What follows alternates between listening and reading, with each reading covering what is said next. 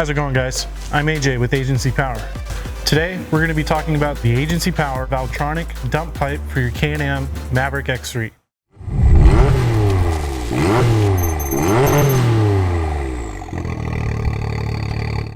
What makes this so unique is the valving incorporated into the design.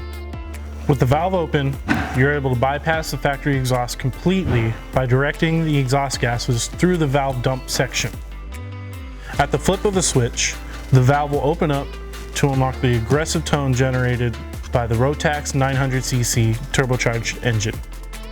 Let's open up the box and take a look at what's included inside.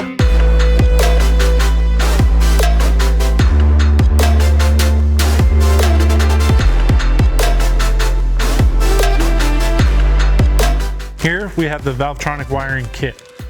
Everything included in the bag will allow you to wire up the Valvetronic dump pipe. This includes the vacuum line, the wiring harness, the switch itself, the solenoid, a check valve, some butt connectors, zip ties, screws, everything else that you're going to need to install this. The stainless steel construction really makes this a piece to look at. The TIG welds on this are phenomenal and they're going to last you a lifetime.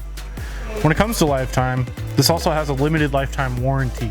So that covers the welds, the flex pipe, the pipe itself, the valve, any of the wiring. So if you have any issues whatsoever, which I highly doubt you will, just hit us up and we'll get you taken care of. Since we increased the diameter of the tubing to 3 inches, it actually eliminates a lot of the restriction from your factory exhaust. With the valve closed, you're still getting a little bit of restriction through the factory muffler, but that's no issue because you can just open the valve. With the valve wide open, you're getting no restriction whatsoever. It's just going through the easiest route possible, which is through the dump.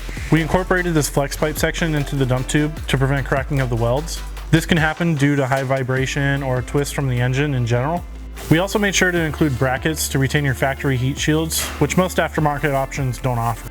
Thanks to the increased piping diameter, you can actually expect a little extra power.